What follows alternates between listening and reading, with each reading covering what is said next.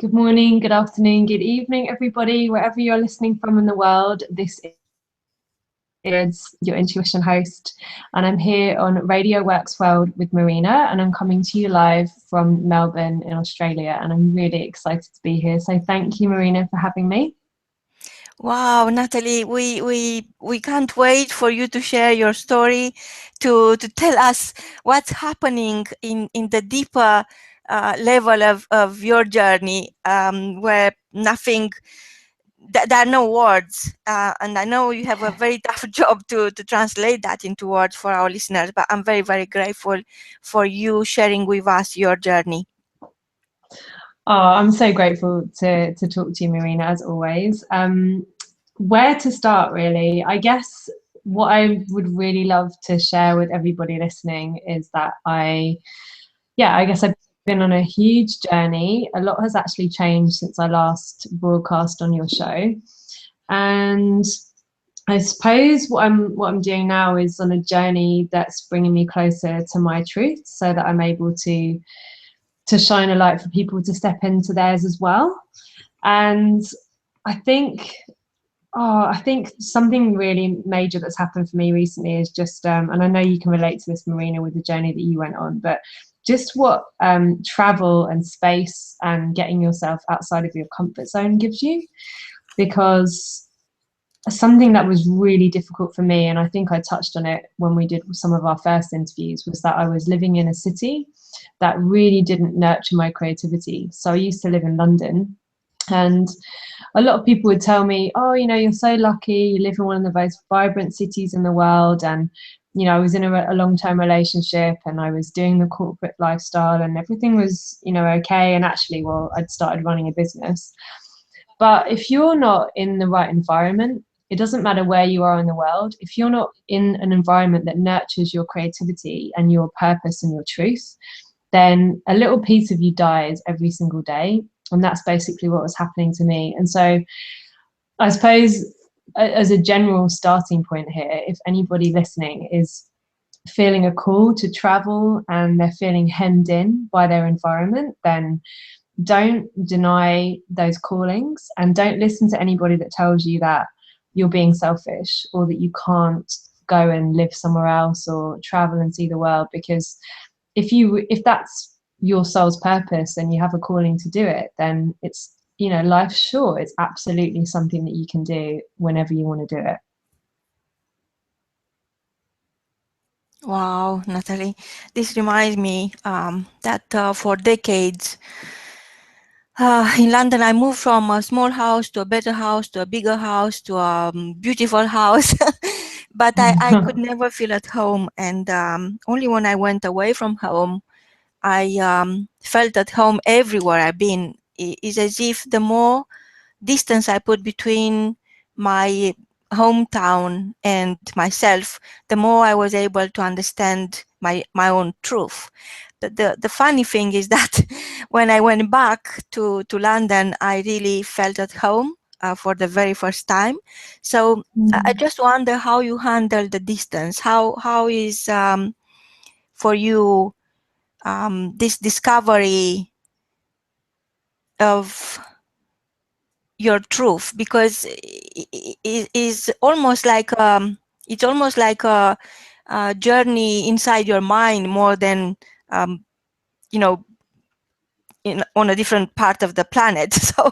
So Yeah. how do you feel while being away from home on the other side of the planet, embracing challenges and being in a different culture and not really having a place that you could call it home for more than a couple of weeks?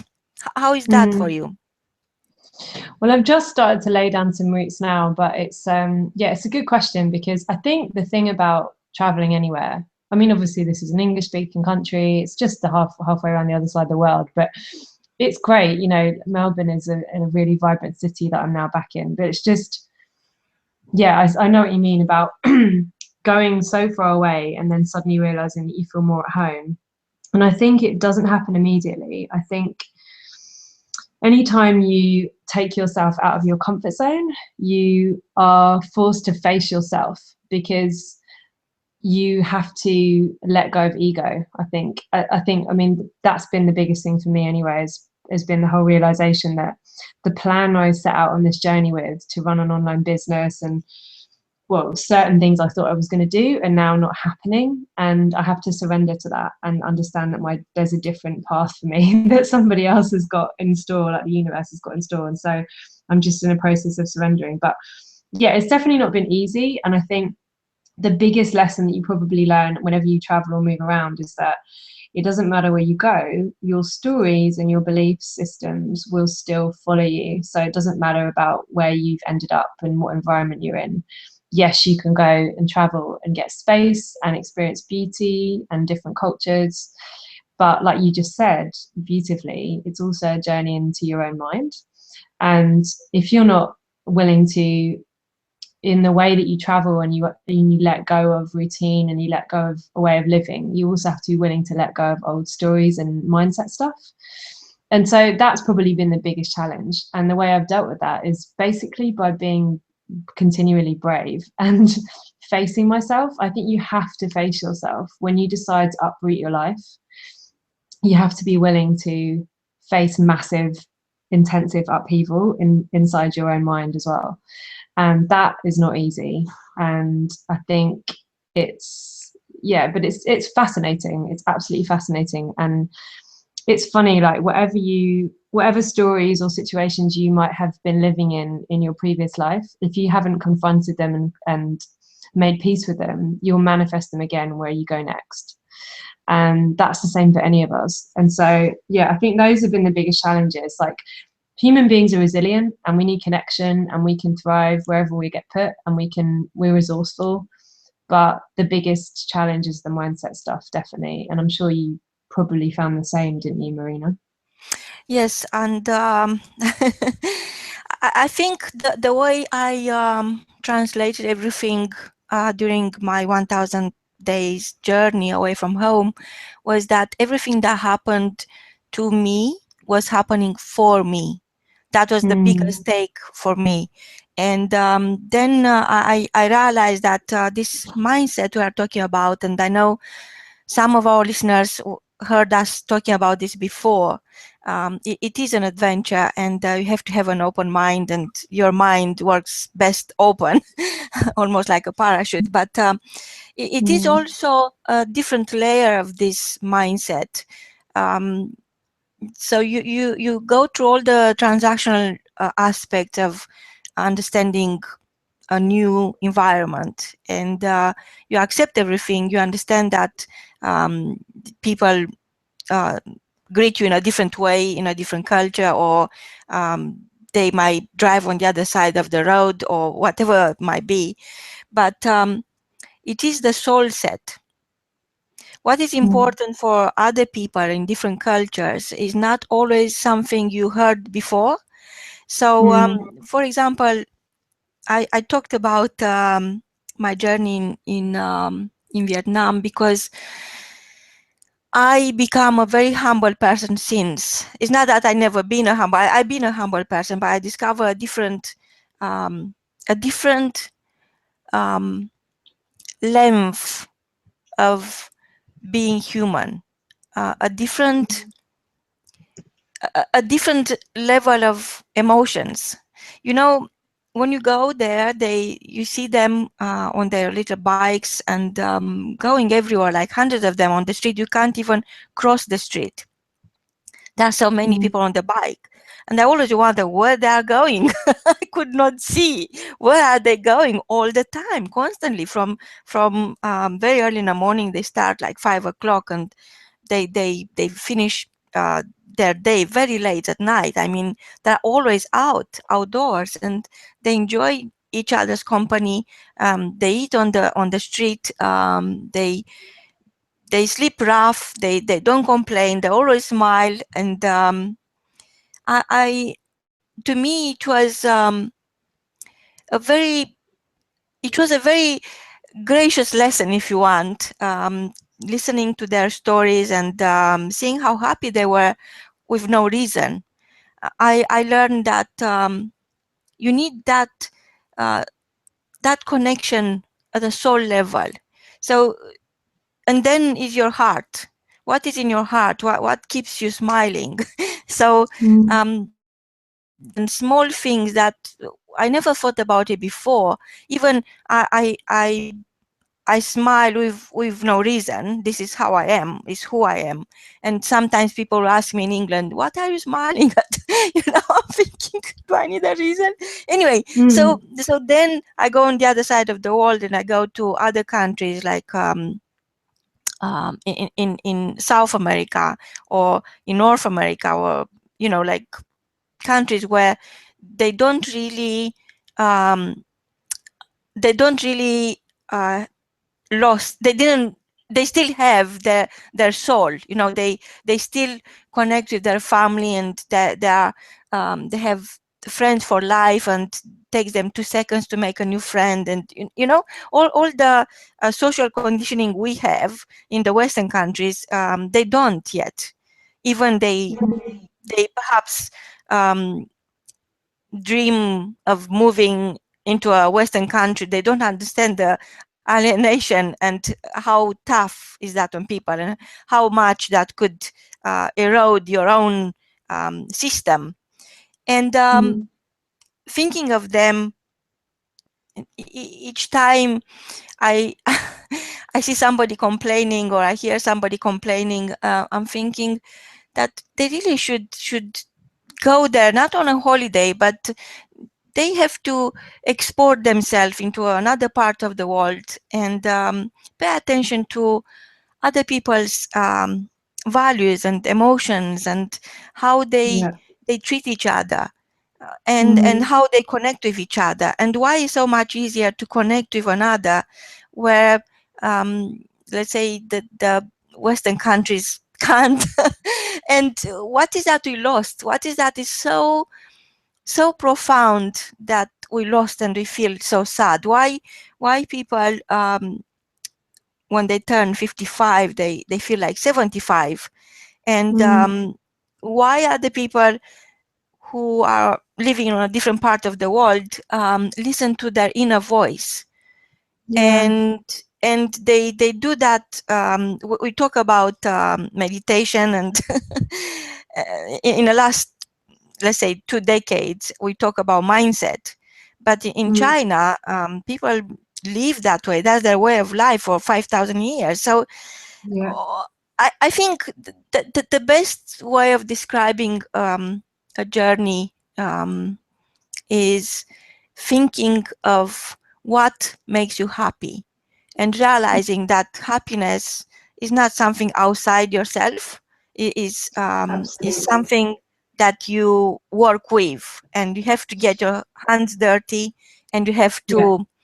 to listen to that inner voice, the one Mm. we were mentioning at the beginning. um, to me, that is intuition. And stop Yeah. listening to the noise outside.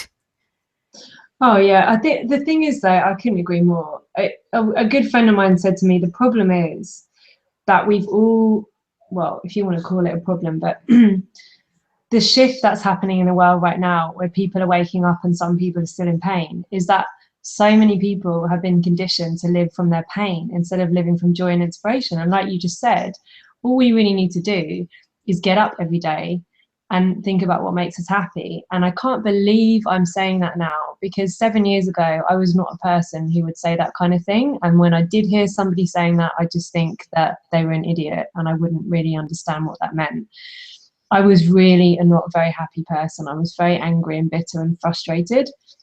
And I think just as you've described, Marina, it's totally true. There's different parts of the world, there's different communities, but even within Western cultures, that communities are still thriving. They're still, that it still exists, that community spirit. It's just that it's lost around the corporate stuff. But I think most of the Western countries are very corporate, and I think that's where the I don't want to say the word problems again, but that's where the disconnect happens, because we are not living creatively and we're not thinking about collaboration, because the connection I think the way that you're describing it is definitely spot on. Yeah. So what have to happen for you in the next 3 years for you to say to yourself, was awkward, was difficult, was uncomfortable, was hell, was hard, but it was worth it? You mean the 3 years coming up, or you mean Yes. the past 3 Yes. years? Yes. Do you mean what do I think is going to happen? Yes. In the next 3 years. Yes. What needs to happen for you to say to yourself, to come back here to your radio show and say to our listener, you know what, it was worth it? Nothing. It's already been worth it. It's already been worth it, for sure. All the things that have already happened. It, you know, the most amazing people have been thrown onto my path without me even asking for them to be. I just listened to that whisper that told me, you need to leave, you need to go, you need to be somewhere else, you need to heal, you need to listen to yourself more. And I think everybody just needs to remember what it feels like to feel like themselves. And then nothing else, nothing more than that really needs to happen for any of us. To be honest, even in these last few months, like if it was to be my last few days here on this earth, I'd be pretty happy, because for the first time in years, I've actually been just listening to myself instead of going externally. And it's so freeing when you do that. I can't even begin to describe how freeing it is when you stop attaching to anything anybody else is trying to tell you that you should do. It's really powerful. Wow, what a beautiful key message, Natalie. For our listeners, just to refresh your memory, please go to Natalie's website, which is www.natalieedwards.co.uk. And remember, go to our website, which is www.radioworks.world, and nominate Natalie. Keep nominating her. I know some of you did already, and I'm very grateful for that. Nominate Natalie for the Radio Works World Awards, which is going to be in London in October 2016, and hopefully we'll see you there, Natalie. I can't wait. I'm for sure going to be on that plane coming back for those. Wonderful. From both of us, until next time, I think it's good to say, nurture your creativity and celebrate your truth. Goodbye. Thank you, everybody. Goodbye.